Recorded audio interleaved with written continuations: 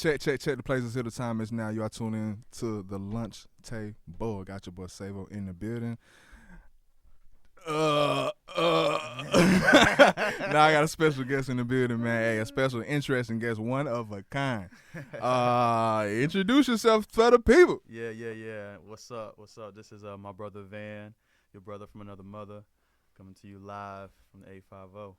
We got my brother Van in the building. The thing about it, I feel the way by saying my brother Van because the niggas is hidden. He could be my brother, and I don't even know.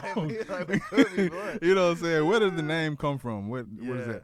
Okay, yeah. The name. We're going to get into other stuff. We're going to start with the name. The name, it was, there's two parts to it. So first part is Van. Mm-hmm. It's a very easy word. It's also reversed. It's like the first letters of the place I grew up at, which is Navarre, which is like the neighboring city to Pensacola. So it's kind of like a homage thing for me. And then my brother part was like, it's a part of like the motto of what my brother Van, the brand, stands for, which is like community, which is like family, which is like togetherness. So it's like it makes everyone have to call me their brother, whatever color they are, whatever creed, whatever nationality, you know what I'm saying, gender. You know, I got old white ladies saying that's my brother Van. I got young black kids saying that's my brother Van. You know what I'm saying? I got the Hispanic kids turning up saying that's my brother Van.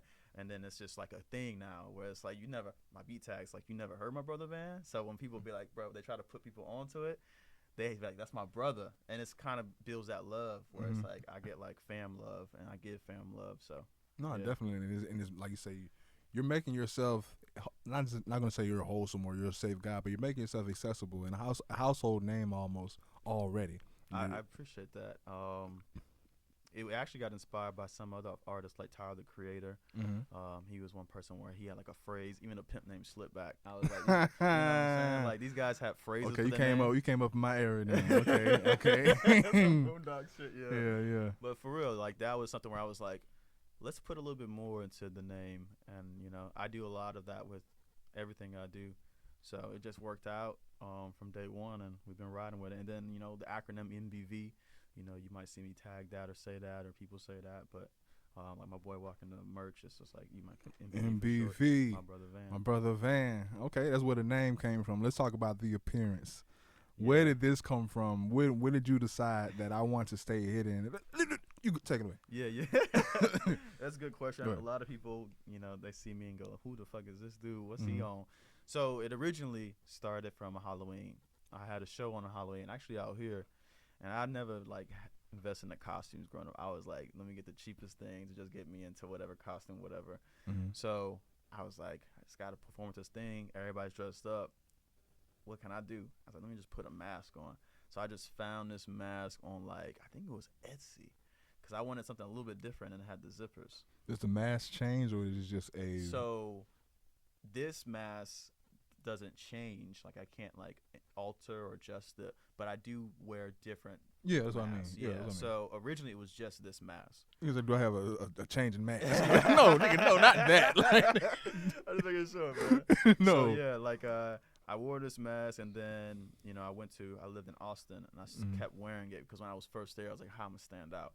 So that was also a big part of me wearing Austin, Texas? Yeah. What's it like in Austin, Texas, man? Because I what I'm hearing is like that's like the new spot for talent to go, but to the point to where it's like damn near it's overloaded. Yeah. To the point where I went out there in 2022, and you're exactly right. So this is, you know, right after like comedy and Joe Rogan moved down there, and like Tesla. This was like couple years after COVID, so a lot of people migrating from California down there in the entertainment industry.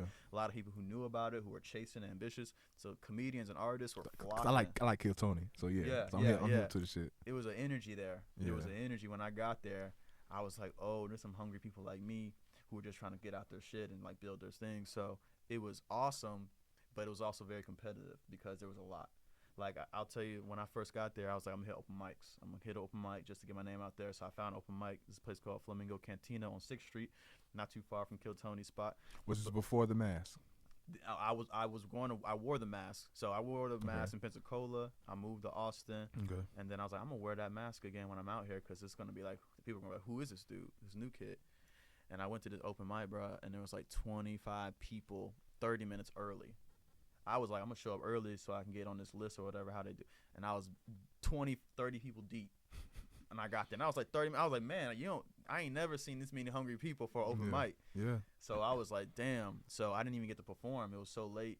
Like, they just was like, bro, you got to come next time. But I talked to the DJ and all that shit. So after that, I was like, I'm just going to wear my mask because the mask made me stand out. It made people remember me. Mm-hmm. So I was like, I'm going to just keep doing it. And then eventually, after, a while, I got like ADD a little bit. So I get bored. So I got like a couple different masks. I evolved to this other mask for a period of time. And then this one came recently. So I've been rocking with this. It's like some cyberpunk shit.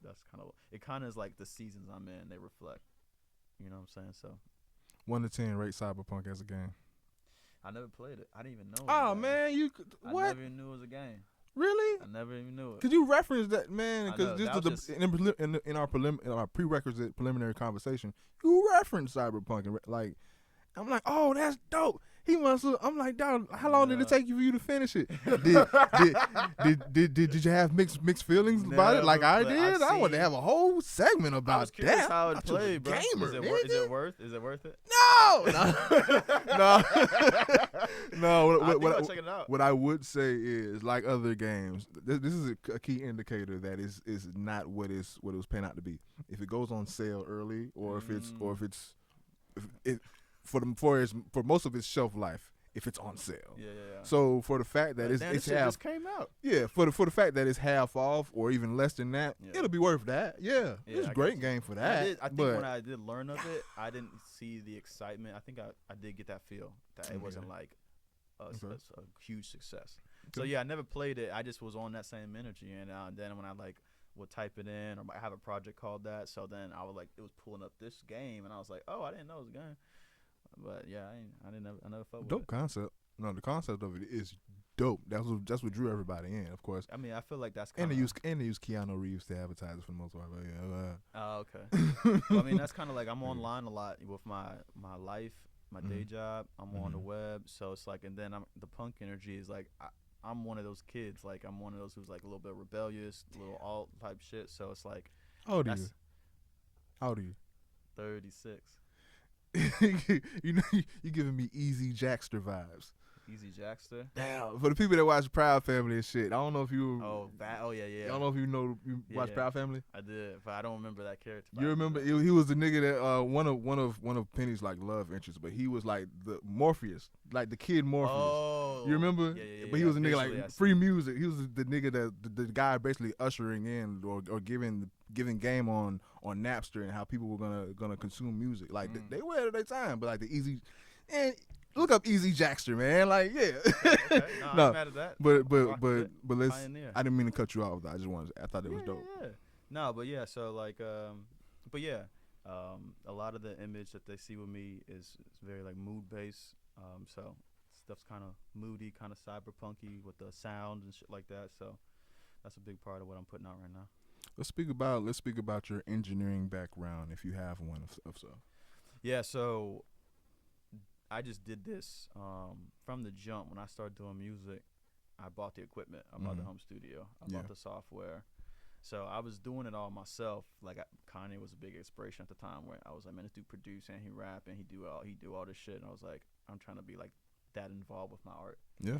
So that's kind of where I started. Especially if you take it serious, do you fully trust someone else to have the same vision as you? It took a long type time. Shit, you know what I'm saying? A long time. See, I get it. It was years before I let someone else engineer me. You know what I'm saying? So I used to do all my stuff, especially my vocals. I'd be like, have this signature sound, and it's hard to replicate if people aren't using the same tools. Yeah. So yeah, I kind of was just figuring out, man. I mean, it wasn't like great in the beginning. So my earlier projects, like the first 3, I did all of those, and all the singles before then, I engineered all of them. So. I mean, they sound probably a little raw, a little rough, but for the most part, it was, at the time, I was like proud because I was progressing, and that was something that was important to me. I was like, this shit's getting better. People would tell me like, this shit's getting better. But after a while, it's just time consuming to do all that, and I feel like to elevate, I had to step out my comfort zone. So I started tapping into some engineers to work with, and I found my boy Fabio at Fresco. So he's kind of been my guy. So you can ever say since you're then. still learning at this point, still learning as you go. Yeah. So there's a lot of things that I'm starting to try. I'll get really good at certain things, and then I'll want to explore another facet of engineering. So I kind of start rolling over to something. So yeah, I'm always learning. That's gonna be forever. That's what's up. But yeah, I still do almost all my engineering. So it's like the final mixing and mastering. I let my boy kind of polish it up. That's inspiring. That's inspiring. But yeah, what that question is, I didn't know for sure. Like you say, you had an actual background in engineering, or like say you were a trial and error working Trial and error, process, like YouTube most of us. University. I did tap in other artists, other engineers occasionally, just to ask for tips when I ran into issues. But that's kind of where I felt like it was better for me to just do the thing, and then when I ran into shit, reach out, trying to find the answers to it. So it's like, hey, my mixes, because I did my beats too. Mhm. It was like, hey, man, my beats and my vocals aren't really blending well. Like, what do I need to do? Then, people would help me with that, or YouTube would help me with that. Or if I was like, hey, I kind of want to put more variation in my stuff. I want to be more dynamic with maybe like some like the transitions or like the filtering and the fading and things coming in and out, and just all these little things with engineering and like production that you start being like, oh, I didn't even think of this. That shit is time consuming. Oh yeah, bro. man. Oh and yeah, it can be and that's very, why they very get paid. tedious. That what they do. Yeah. It's if once I understood how much work was put into it. And that's the thing about it, because I don't like saying I want to cut you off, Yeah. but I get it when you are that artist that's starting off and that witnesses these other stars like the Kanye West, the Big Crit, so the people that are able to just do it all themselves. We're like, that's the aspiration, that's the inspiration. Yeah. So I'm gonna go that T-Pain's route. Another one. You feel me? But then when you realize the skill and the effort that it takes to perfect that craft, and how time consuming and tedious it can Crazy be. hours, Like, man. bro, if you are a motherfucker with ADD, or you know what I'm saying? Like, yo, the hours yeah, crazy I put into, because I don't even think about it anymore. But people who know me from the jump, like my homie here, he'd be like, bro, he was like, man, you probably put in them 10,000 hours by now. Like it's so many hours, bro. Yeah. So many hours. Yeah. But it's paid off, and it helped. In the beginning, I had to do it because I didn't come from money. You know what I'm saying? Yeah. So I was like, going to a studio can be super expensive for people starting off. So I was like, let me polish up my stuff with my own, and then when I get nice, where I can come into a studio and really punch it out real quick, so I'm not spending a lot of money being there, then it's like, then you go there. But yeah, I put in all the groundwork for years before then. Let's speak on your genre. What type of genre would you say that you would place yourself in if you want to be classified, or are you multi-genre? It's super hard. It's very hybrid. It's very alt hip hop and R&B, probably mostly, with alt hip hop being the probably the genre I'm in the most. Mm-hmm. But if I'm being honest, there's elements of pop and punk in it too. Some of the shit I do is very like poppy. Some of the shit's very punky, but it's mostly like alt forms of all those genres. Because I'm kind of bouncing around. You could say maybe I'm experimental to an extent, but yeah, I don't ever really think about it. I really just make the music I like, that I want out there and that I enjoy. And as me, growing up how I grew up, I didn't just get exposed to one kind of genre. You know what I'm saying? So I never saw myself as making one type of genre. And a lot of the people who try to get me to like be more targeted and more direct, they always want me to kind of like, hey, just stay here and then branch out. And it's difficult for me, man, because I'm a human being. Sometimes I'm lit, sometimes I'm sad, sometimes I'm mad, sometimes I want to, fuck somebody. You know what I'm saying? Like it's like I can't just be like in one pocket, because my life isn't like that. But that kind of answers my next question, or my two part interest to that, because I was gonna say what I had was with you saying that your particular sound is basically eclectic. It's more than one thing. My question was, are you trying multiple things to see what sticks, or is all of those colors a part of your rainbow, pretty much? So they're all a part of my rainbow. With me being the person who makes almost all my beats and engineers my stuff, some of it is like I focus on this style because I can do it. I have the ability to do it. And I can get off a lot of things in the pocket that I'm in right now. But if there's things outside the pocket, then I'll go to someone else to help me. So I'm really just in this space just because I can do it. It helps me get out what I want to get out. But it, I hop on a lot of different things, especially when people want to feature me. Like you can probably send me a feature on a variety of stuff, and I'd be like, yeah, let's dance. How did you get started with music? Let's take it back to the roots. Like when did you realize that, hey, I'm kind of talented with this? Was it a talent show? Was it like, when did you get started? So I was a jock. I'm an athlete turned artist. So, What sport? I was predominantly a basketball player, but I actually played college football because basketball where I was from was shit. And when I didn't see a future, the football coaches came out and recruited some basketball players. And next thing I know, I'm a wide receiver doing some stuff out here and had some college looking at me. So I played college football at South Alabama. Go south in your mouth, Jaguars. But yeah, so when I graduated school and I didn't make it to no league or nothing like that, I had to get a job like everybody else. And I worked at this car wash. That was my first job after college. So I was like washing, detailing cars, oil changing. And I didn't have my sports outlet no more. So I was kind of like, man, what am I going to do with my time? And I always consumed music. I always known as a kid who had the headphones in with the shit around campus and, whatever it was. I was like just in my world, listening to music. So then I was like, I want to try to create it. And once I got a little bit of money in my pocket, I was like, let me see the best way to do it. I saw like studios can be expensive. Went to a couple studios. It's like, man, I can't keep doing this. But I got a lot of shit I want to get out. So then I bought my home studio. And then I was making stuff at home and then at work on my breaks. So my boy here, he used to work with me at the car wash. He was one of the first people who was like, bro, you kind of nice. You got some talent. And I was like, first of all, it was the guys at the car wash that really told me that I was. And then I was How long have y'all known each other? We went to school together, so we didn't really hang out too much. We had mutual friends, and we've always been cool from like hooping and shit like that. But shit, that's 15, 20 years I've known him, but we've been like rocking a lot more together for like the last like maybe like 10. I say that, well, I'm getting at that's very vital to have someone and to keep people on your side and on your team that wants the best for you genuinely and is there to motivate you and to give you that pat on the back or just that good job when you may be beating yourself up. Just be so consuming work mode. It was a huge deal because all those dudes were like, they're like older brothers to me, bro, because I didn't have a brother, my pops didn't live with us, so it was like I just do shit. But when you have like someone older you respect saying some compliments and encouraging you, it did go a long way. Because then I went to like an open mic in Fort Walton, and I was like, let me see if I can do a performance of this. And it was the most awkward performance of my life. I'll never forget it. I fucking did this song called Always, was like my first song. And I didn't know how to do it because it was like singy a little bit, so I was like overthinking it way too much. And then I get up there and I'm doing it and I'm not moving at all, which is totally different from what I do now. Like I'm all over the place, but I stood still and I was just like, and then my face hit the mic and it dropped. I'm imagining this. It dropped and it went down, and I didn't know how to put up a mic and make it stick, so I just went down with it and hunchbacked that shit, bro, and just finished the set hunch. I was so embarrassed, dog. I got out there so quick. People were like, "Hey, man, I actually like your song." I'm like, "Bro, I thank you, but I'm beating myself up like crazy right now." Like, bro, this is. Damn, that goes to this answers like a later question that I have in the interview. Crazy, bro. I'll never forget that.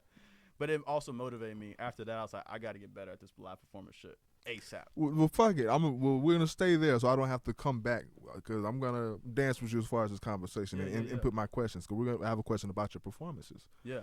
And I would like you. The question would be: we'll give an example of your best performance, and then two-part, give an example of your worst performance. It don't sound like no worse than that. Yeah. That was definitely the worst one. Because it didn't reflect anything that I was trying to do. It was like, and I was very intimidated. And that's a position as a person, as a man, like I was like, that's not how I am. That's not how I am. Like in anything really, I'm super like comfortable. Yeah. So I was like, man, this is real. So, but yeah, I mean, it was my first time. I didn't grow up doing that shit. So public speaking is a real thing. I understand. It is a real thing. Yeah. So when you don't do that and then you do it for the first time around the strangers and you're like, so outside of that, I got a lot better, and my best performance. It's hard. I mean, I feel like my last performances were very good just because I hit a lot of things when you get seasoned, like engaging the crowd, dealing with pauses, dealing with all these other things, like being more intentional.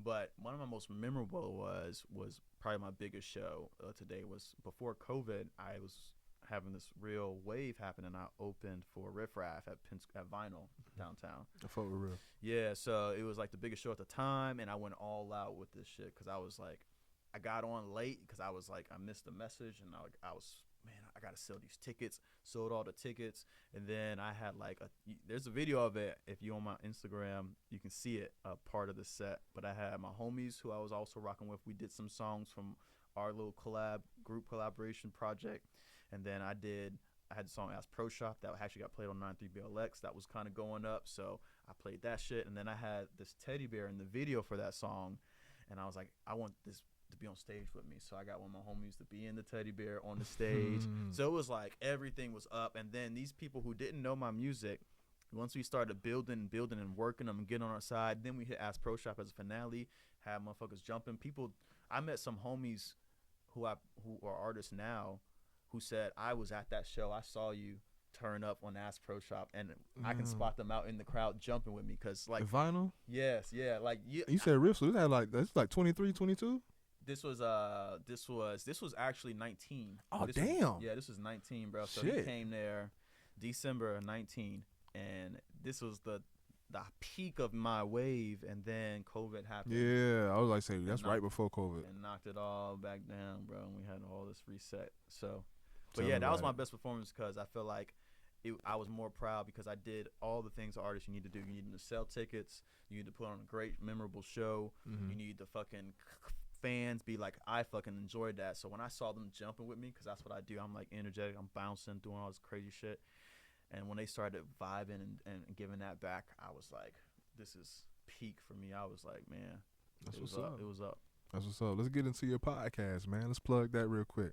So that pod that I was talking to you about earlier, it was actually for like real estate investing, which I actually am not active in right now, but I had got into that because I was Airbnb-ing. So I took like a 2-year hiatus, which is what I've been coming out of, because, you know, when I went to Austin, there was some shit going. We had a whole drama, which I have on another podcast about it, at Pop Up Austin, if people want to check that out. But there was some whole drama with me performing at this brewery. And after that, I was very burned out, and I had a house down here. What happened there? Basically, I made a mistake with treating businesses like I would treat all business, like thinking all businesses are going to be the same, how they run, how comfortable they are with things. So I got booked to do this gig, and then I promote. So I'm an artist who doesn't just like, I get on the bill. I promote, like I make posts, I do things. So I went up there with my 2 homegirls, who's Hispanic chicks, and we were just going to go up there and shoot content to promote the show, to get people to pull up. The people who worked there didn't know I was coming, and I didn't tell them, because I never had to tell someone, hey, y'all hire me for this show, I'm going to promote y'all show. It never was something I need to like, and I wore the mask now. So I go there with the mask. So it's just a black guy in a mask and 2 Hispanic chicks, and one of the management people came out and like pressed us in a way that was like, this feels a little racial, my guy. It was actually a girl too. Because the customers, she was like, the customers and all these things, and I was like, the customers got in my content with us. They were lit. One of the guys he's telling people to come to the show. Like, everybody was cool, but she came at us in a way, and my homegirls were just like, they got more defensive than I did, because I'm like, I don't try to take the worst out of people from what they say, but you know, they grow up there, they from there, and they probably was like, man, this energy feels like they got a problem with us. Yeah. So when what happened was the owner hit me up and was like, hey man, I didn't really know about all this. You know, someone else handles this, but now that I'm looking into it, I see your music. I don't really think this is a good situation for you to perform in. I already spent all this bread. I was doing rehearsals. I was doing all this stuff. So last minute, he like pulled the show. And then I had made like this whole post online about it, and like was like, man, fuck this. Like these people, da da da. Like, where is this? This is in Austin, Texas. Meanwhile, no, was it? I think it was Meanwhile Brewery. I think it was Meanwhile Brewery. But the owner took care of it. He did the right thing. Once I put this thing out, he involved, and then was like, hey man, I didn't know. Let's kind of work this out together. He actually compensated me for all the money I had put in and that I was supposed to earn, because it was like a paid gig. Really what he was saying is, I didn't know that you had that effect to where you can affect my business. And so I got to save face. Yeah, so this is one of the things I tell people all the time, whether it's music or anything. It's like, use your tools that you have, and your voice is one. So it's like, you should, any citizen, any person in our country, whatever you got, whatever issue you got, don't ever be like, complain about it in private. I would be like, complain about it publicly. Because if they don't feel that pressure from the people, they'll always do that shit. You know what I'm saying? Yeah. You got to hit them in their dollars, and their reputation affects their dollars. So I was like, man, fuck it. I don't ever do shit like that either, too. I'm not like that guy who's always like trying to call people out, but I did feel like it was they could have handled it better, and I was you gotta very put it on like, the wood, man. yeah. So, but we handled it out like men. Like we met face to face, as me and him, and just chopped it up, and boom, boom, boom, and he heard my position, I heard his position. He felt like it was justified for me to be compensated for what I put in. I didn't do the show, but going through all that and after being burned out, that was like, man, I'm just gonna get out of here, man. And like, You just didn't want to wear his wrong at the end of the day. yeah, but You would have got you. Shit, I respect you more. Shit, stay wrong. yeah, Stay wrong. Don't But, try to do no fake shit. you No, know what I'm saying?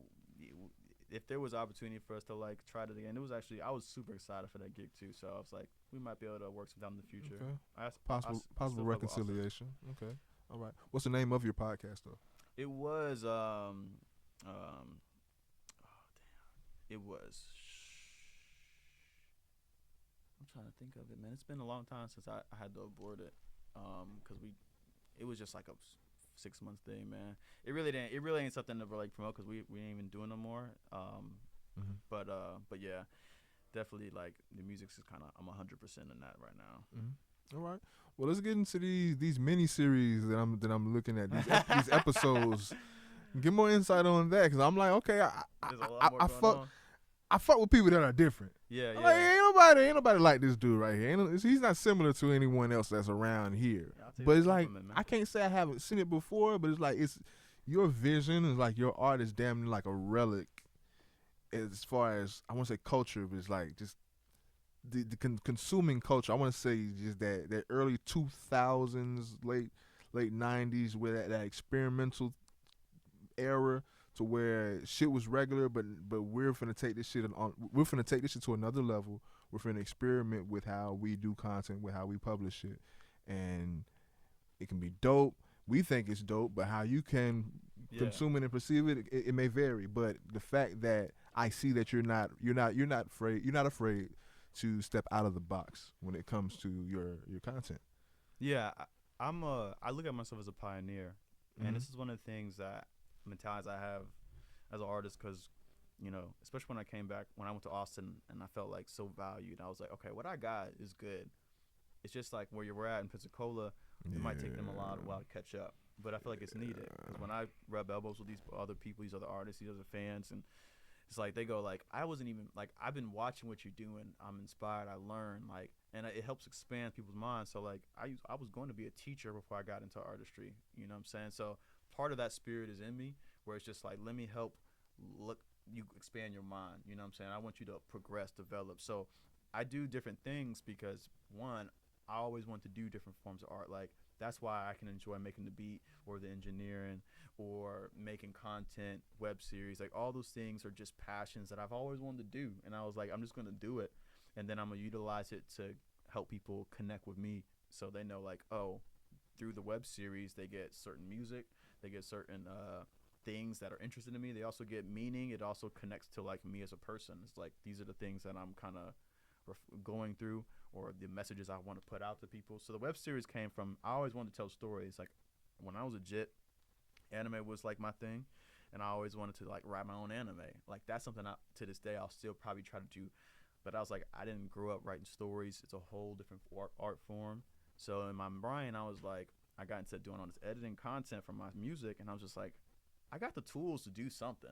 Yeah. Let's just like make a story and just shoot it, and we'll learn a lot, but we'll go from there. So I found like another local person, shout out Quinn, Agent Q, but she was also wanting to do more directing, and I knew I needed to collaborate with someone on this, because I was like, this is not in my space.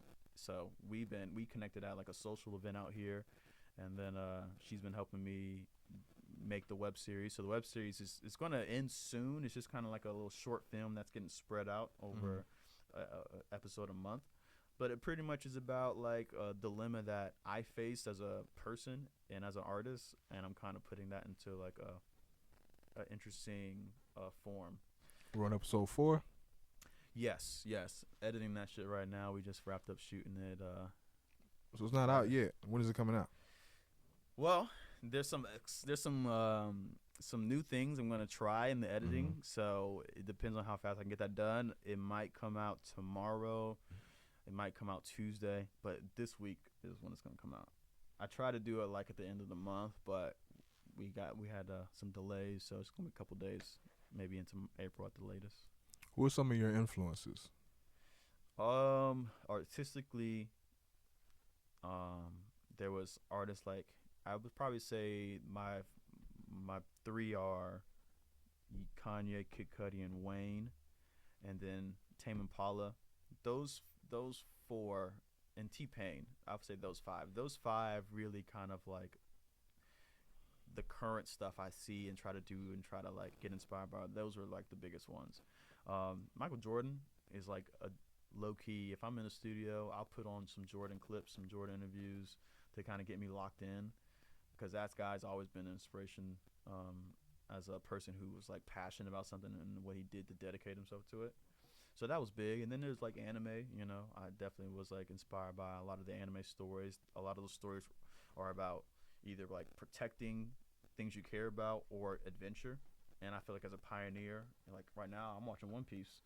So that's like a whole adventure story about like chasing a dream and then getting people to kind of join in on this dream that you have. And it's a very reflective, even though it's like in a more comical way, it's reflective of like what I'm doing right now, where it's like I had this vision, I had this thing, this goal, what I wanted to be, and some people said, hey, like what I want kind of aligns with what you want. Let's kind of get on this ship together, and like we can all get to the destination and benefit from it. So that's kind of what the biggest inspirations are. Man, fuck One Piece. It's so long, huh? Nah, I'm one of those people. I'm not too committed to anime. Of course, I like a lot of shit. I've had long story short, when it comes to anime, very picky. Of course, I'm Dragon Ball all day. The GOAT, Dragon Ball. You feel me? You feel me? Nothing over Dragon Ball, but me, Dragon Ball, One Punch, Invincible, Boondocks. Boondocks is anime. Just because anime is Japanese anime, I don't care. It fits the criteria of fucking anime. But that's my anime. Okay, that's what I fuck with. That's... Anything outside of that is ass to me. Okay. Nah, man. The reason why, you know, I grew up like doing Toonami and shit, so like there's a lot. Man. There's a lot of stuff. I was just watching Yu Yu Hakusho shit. Oh my god. That's one of the top ones too. Yeah, Spirit Gun. Spirit Gun shit. Yeah, come on, man. Come on, bro. Yeah. But yeah, so like One Piece was the one that I didn't watch, and everyone was like hyping it up. And then one day I just kind of, this was like some shit you can just throw on while you're working in a studio. You can just put on the fucking One Piece episodes, because you got to get through the slowness of it. But it did get good, bro, and it picked up. And then I understood when I looked at it from a different lens about the adventure part of it. It was like, okay, now I'm connected with it. And I might not have connected with it earlier when it was first coming out, but where I'm at now, like I said, like when this one guy has this ship and he's like, I need a crew. And then he got all these people to join in, and how they all go and they deal with whatever comes on this journey. I'm like, dude, that's like, it's reflective of like where I'm at now. Resonates. Yeah, I deal with it. I can deal with it. You kind of answered, I don't know if it is the definitive answer, but you kind of gave reference to another one of my questions.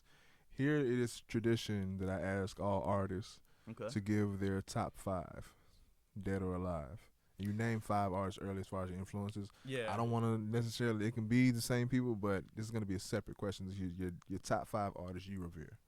I do put Ye up in there with all the crazy stuff that goes around with it. I fuck with Ye. You know what I'm saying? I fuck with Ye.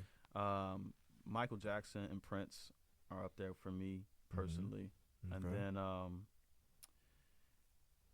are we doing that 2 and 3, or is that like a battle for 2? Well, I don't have a number on them. Okay. I would say if anyone had to be the top, it would probably be Michael. You know, I think Michael Jackson, when I saw that tail end and then I tapped into I was like, bro, this dude embodied everything I felt like an artist was supposed to be from an artist point of view, with how committed he was. Like the way he performed, I feel like that's the bar where it was just like, it was special. I think that's why it resonated with a lot of people, regardless of all the other shit around him. You knew he was giving 100%, and he was totally invested, and he was super talented. I mean, the singing and dancing, super iconic. Bro, but I give Janet her just due as well. Yeah, I think Janet Jackson is amazing. I still just see as iconic shit of her getting popped up, and I was like, she legit was doing so many things. Her catalog is crazy. And It's and crazy. Like, to have the run the Jackson had and have these people in your family. That Scream video and they were performing doing the choreography side by side. Like She's a star too, bro. Like, don't get this shit twisted, bro. Janet Jackson. Their parents. Michael is Michael, but Janet, bro. Like, people overlook the star that Janet is.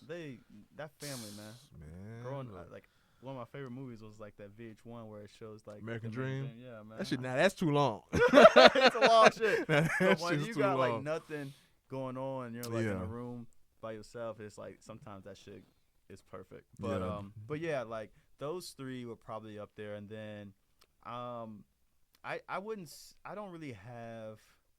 I'm not big into like a worshiping of people, so I don't. I'll take people for like as an artist.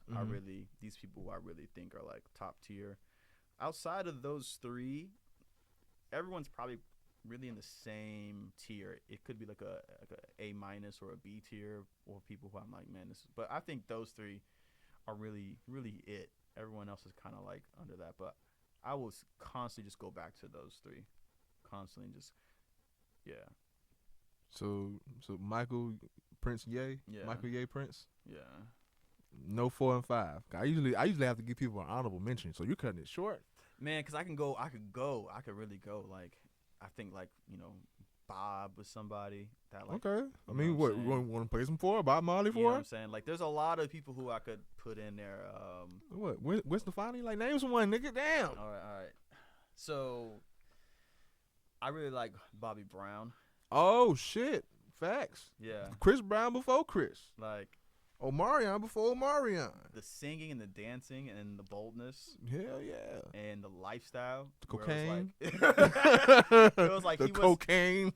What I liked about him was like it was very authentic. Yeah. It was like he wasn't like putting on this performer. My prerogative. He was just like, this is me, and I'm on stage the same way I'm on off stage, because I like when that matches.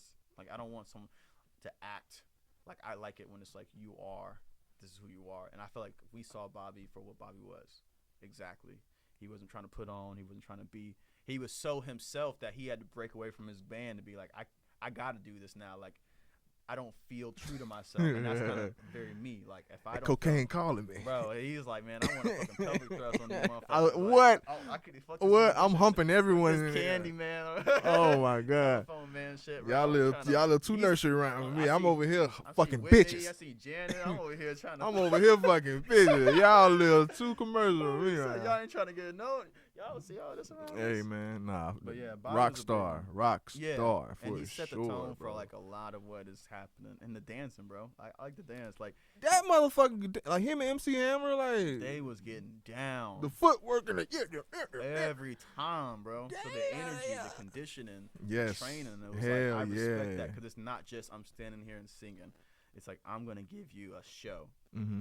And I feel like these people give you shows. I went to a Ye show when he released Donda. Oh damn! It was a show, bro. That's like dope. It's not, and that's what I try to do with my shit. I do like theatrical shit a little bit. I play with the crowd.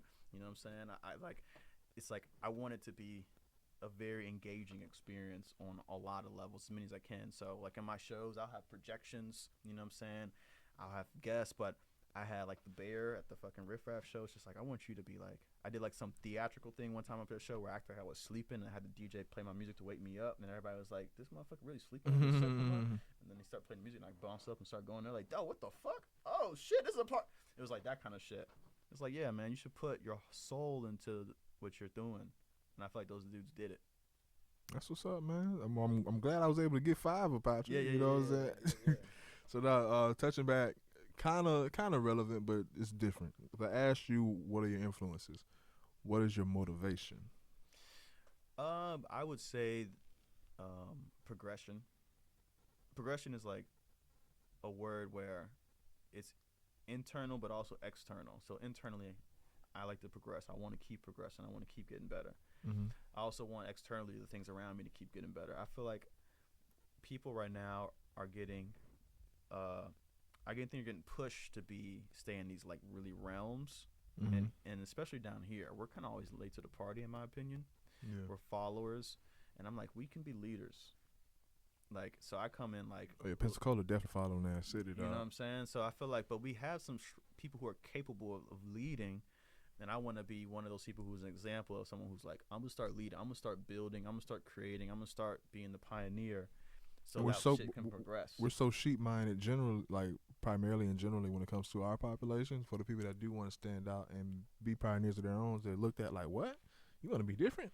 Yeah. What's wrong with you? And it takes a long time. People who have the desire to do it will get burned out, and I experienced that. So I'm like, I understand. It's very hard to be a pioneer. Think about people who went out west and was chopping down shit.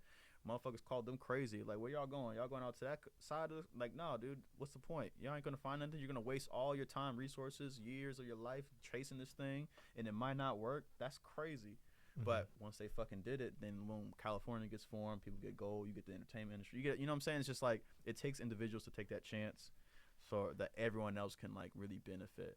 And That's I feel like communities need those people. Otherwise, those people will never be able to like get the courage to make those moves when they need to, because they never seen someone do it. So they're just like, we're just gonna stay here.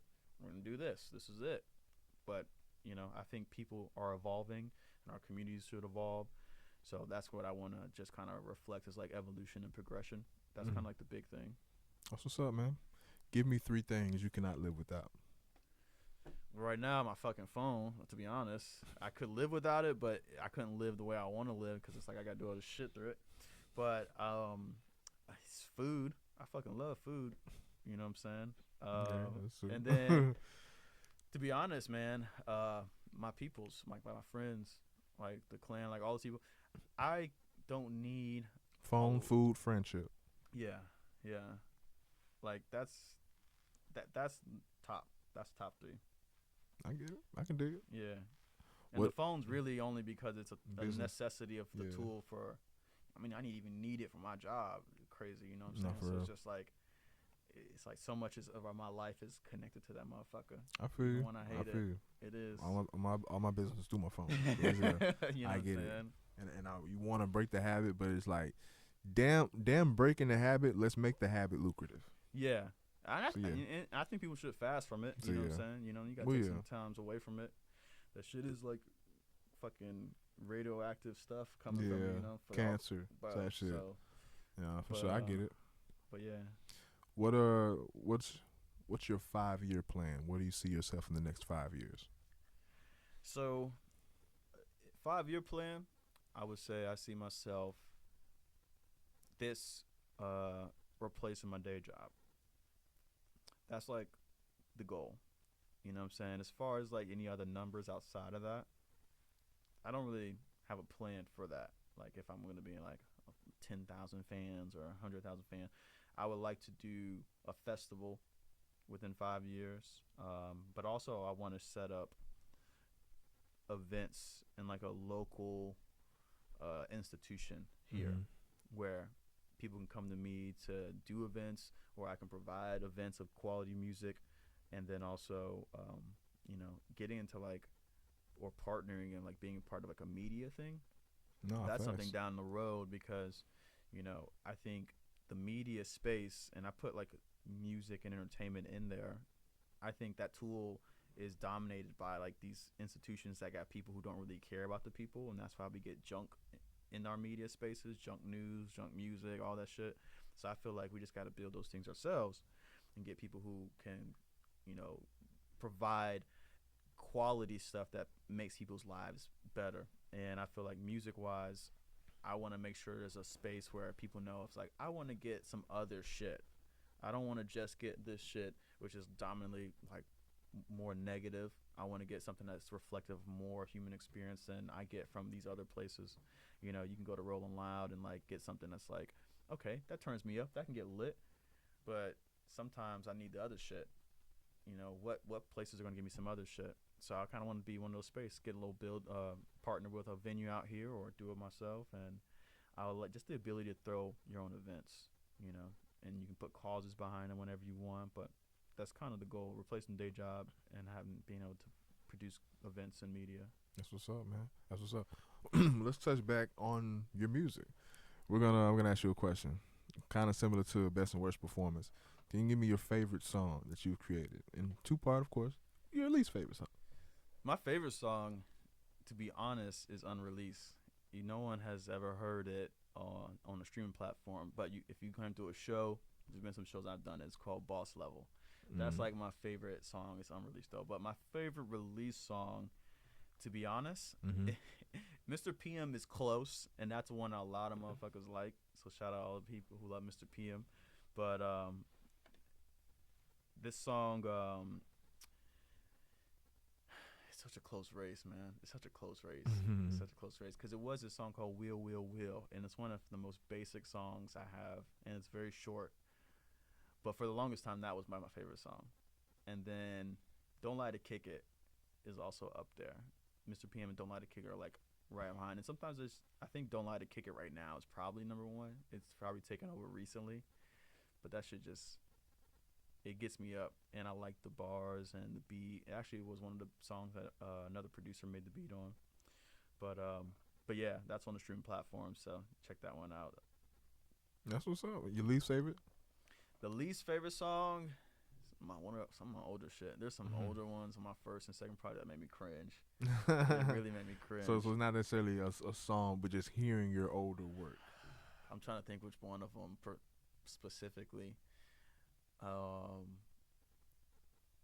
think it's called Still Fun. Have Some Fun. But it's on my first it might be a second project. I had to look at my Spotify, but it was one of those songs where Have Some Fun. Yeah, it sounds like someone's least favorite song. Yeah, it was just like it makes me feel like circusy. It's like the beat of it. I remember it was like a different beat I had made, and that's kind of was the lure of it at the time. But when it's like it doesn't have a good playback ability for me. Yeah, it just makes me cringe a little bit. But yeah, most of the songs I still enjoy them. Where can the people find you? So, I'm on all the platforms. If people like Apple Music, Spotify, usually those big too. But there's some on SoundCloud. The full discography is not on SoundCloud, but there's a couple things. But yeah, I would say Spotify, Apple Music for all the discography previously. But like this transition I'm making from being more direct to seller, which I think is important, going to be a game changer with me as an artist, and also maybe other people who can like also do this. I think it'll be good because it puts money in your pocket if you can just make your own website and put your products and services on there, have you reach out to you directly, because you can less than pennies on platforms. It's good for reach, but you know what I'm saying, sometimes it's like as artists you still gotta have some income coming in. So new shit and some different things, exclusive things, you're only gonna get on MyBrothaVan.com. So like I just dropped this project Friday. It's episode 4. It's got 5 songs, all produced by me. One feature by my dog, Comrade Villain. Low Alchemy helped me make one of the beats on it. But yeah, like. So episode 4 is the fucking album, or. It's like an EP. An EP. Thing, yeah. I'm thinking episode 4 was episode 4 of the series. It's actually episode 4 of the series 2. Okay, so I ain't tripping. Oh, so both my of God. these are on the same. Oh, because I'm like, bro. It's like 2 different shows. There goes my research. All right, cool. No, you're good though. But yeah, so episode 4 is also a project. It's just titled episode 4. But yeah, it's got the newest music from MyBrothaVan. You can only get it on MyBrothaVan.com. Got some fire tracks on there. We were just bumping some of them before we came over here. Enduring, that's got the feature on it. My work is one of my personal favorite, just because it's like it's not about like how lyrical it is. It's just like the repetitiveness of the mentality of like I got work to do. So it's like I say a line in there where it's like, I'm sorry mom, sorry bro, sorry friend, sorry little man, like I just got work to do. Like I know y'all want to spend time. I feel guilty, but I got to get the work done, because it's like this will help in the long term with me getting more time with y'all, and that's what I'm working towards. And I think that's the conflicting reality of most providers. Yeah. It's a struggle, man, because I feel guilty. Me and my brother had a whole fallout. We had a whole argument in the fucking Cordova Mall food court, bro. Like real shit. Like recently. Like fuck you, give me my mask back. He's like, man, what the fuck? Like, he went to go see our grandmother, so I laughed at the grandparent, and he's like, oh damn. Yeah. So he's try to draw a wedge with he's you just and the saying family. like, man, like I feel like you're not in the family because we don't get to see you as much. And it's like I understand that, but. I give what I can, and I'm giving more than some other people in the family. So it's like I don't feel as guilty as he wants me to, but I do feel guilty. Where it's like I know it sucks. Understand that your identity is more than just a clan. Yeah, Bobby Brown had to break away from New Edition, like you just said. Yeah, man. Because I mean, there's no way around if you got people who don't have things that it's going to take work and time to build and to create things, and it's going to have to come with sacrifices. Yeah, first generations is crazy. There's no way around it. Like no nepotism here. And our people specifically, I'm like, yeah, it's going to suck for us, but it's going to lay a foundation for the rest. You know, I don't got no kids right now, but if Lord allows us to live enough to fulfill this destiny to where we can have a second generational wealth, because we the first generation. So damn. Yeah, like this is it's important what we're doing, and for sure. You know, I'm sure one day, hopefully, they will understand. I think some people understand in the family. Some of them, you know, feel this type of way. But that's their right. And if I can make this thing worth it, and, you know what I'm saying, it'll make it a little easier when everyone be like, okay.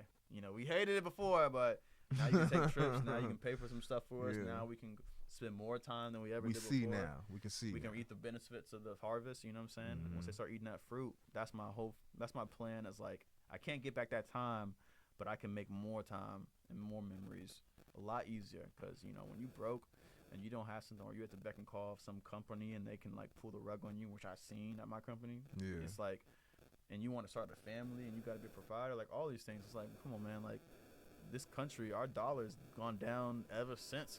Who knows how long it's been going down. Like, it's like, if I don't do it, life's gonna be a lot harder. Yeah, y'all playing with me like I'm just a number and not another person. Like, shit, bro. I mean, these houses cost money, everything costs money, all that shit going up.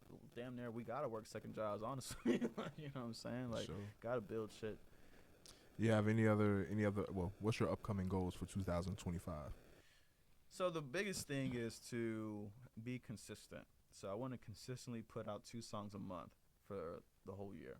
And I've been on there. I probably, in my catalog, is like 85, 86 songs just on the platforms. And this year alone, I put out 4 singles and then 2 EPs. So it's like 15 to 20 songs have already been dropped this year. And it's March. Yeah. So it's like, you're going to get music. April by the time y'all see this, but yeah. Yeah. But so being consistent, and then the other thing is to build a larger fan base. That's really, you know, getting more people exposed to it, finding more of my target audience, the people who I'm making the music for, trying to get to, you know, like 1,000 new fans that are like really tapped in. That's what's up, man. That's what's up. You got anything you want to add for me, man? Anything you want to get out before we wrap this up? Yeah. So anyone else who's looking to tap in MyBrothaVan, you know what I'm saying?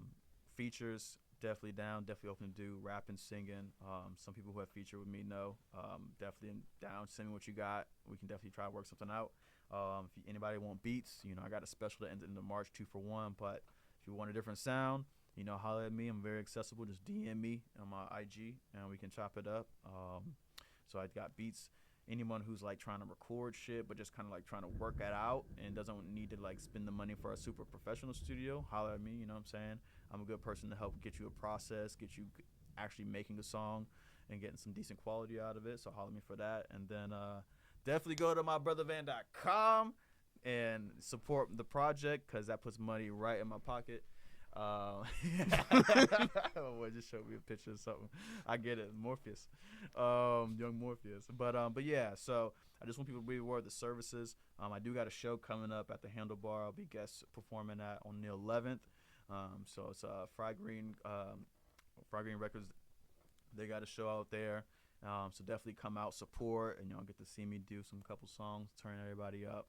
So that's mostly yeah, and then the web series, when that drops this week, make sure y'all tune in, and hope y'all enjoy it.